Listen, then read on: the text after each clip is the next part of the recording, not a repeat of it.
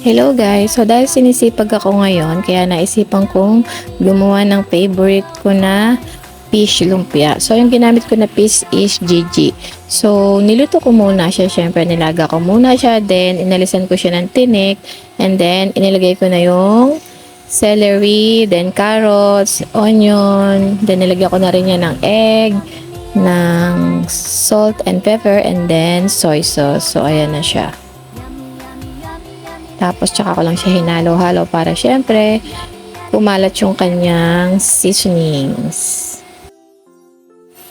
So ang mahal na rin ng fish ngayon. So yung nagamit ko dyan is parang 1 kilo mahigit and nasa 380 yung galunggong, and then yung egg pa, and then yung gulay, diba? And then yung wrapper naman, bumili ako ng 40 pieces na wrapper and 1 peso isang wrapper, diba? So kapag ginawa mo tong dish na to, more than 500 rin yung aabutin, diba? Pero marami naman ako nagawa.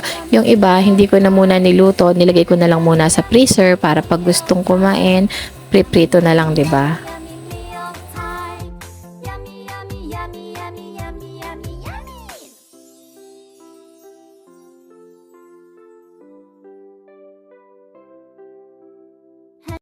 Yummy, yummy, yummy meal time. Yummy, yummy, yummy, yummy meal time. Yummy, yummy, yummy, yummy meal time.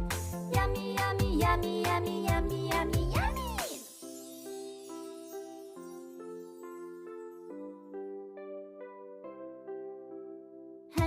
Yummy, yummy, yummy, yummy meal time. Yummy, yummy, yummy, yummy meal time. Yummy, yummy, yummy, yummy meal time. Yummy, yummy, yummy, yummy, yummy, yummy, yummy.